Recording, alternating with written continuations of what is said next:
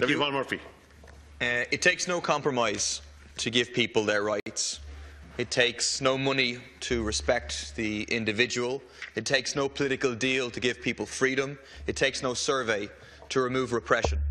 Some of the reactionary forces in Irish society who have crawled out of the woodwork in recent weeks could do with reflecting on those words of Harvey Milk. Look at the statement today from the General Meeting of the Irish Catholic Bishops, which opposes same-sex marriage. What's their rationale for that? They say the union of a man and a woman in marriage, open to the procreation of children, is a gift from God, who created us male and female. That is a marginally more sophisticated version of the argument that says, well, it was Adam and Eve, not Adam and Steve. Nothing more. The argument that a marriage is something that is open to the procreation of children is clearly nonsensical. I mean, are the bishops going to argue against elderly people being able to marry? Are they going to argue for a referendum?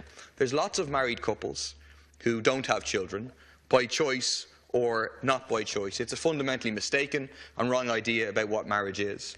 They also argue that mothers and fathers bring different yet complementary gifts and strengths into a child's life. Again, it's an echo of the argument of the no side that every child deserves a mother and a father. It's an insult. It's an insult to the LGBTQ couples who are currently raising families.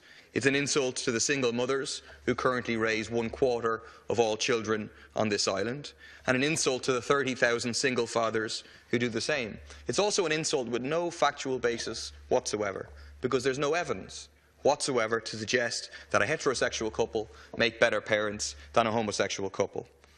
I say to the Catholic Church and to any other church that nobody is going to force them to have religious same-sex marriage.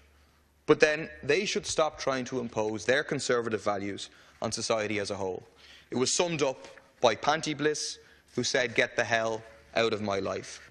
As for the government, which through the person of Minister O'Riordan in particular, takes every opportunity possible to express his fear that those who are anti-water charges and anti-austerity will vote no. It's deeply cynical. It attempts to portray the anti-water charges protesters as some sort of Neanderthals in contradiction to the sophisticated, pro-austerity Liberals of the Labour Party. Believe me, the vast majority of anti-water charges, anti-austerity protesters are not that stupid.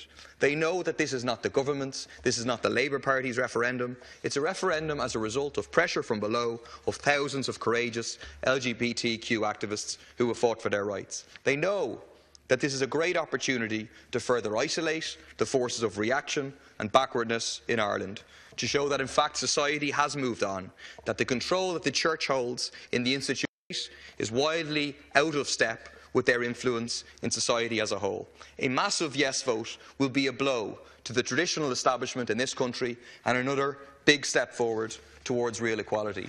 It won't be the end of the battle. The ongoing legal discrimination against LGBT people, for example against gay teachers in schools or against gay and bisexual men donating blood, must be ended. The homophobic bullying and physical violence that many face must be challenged, but it will be a powerful signal that homophobia is not okay, that LGBTQ people are entitled to equal rights. Thank you, Deputy.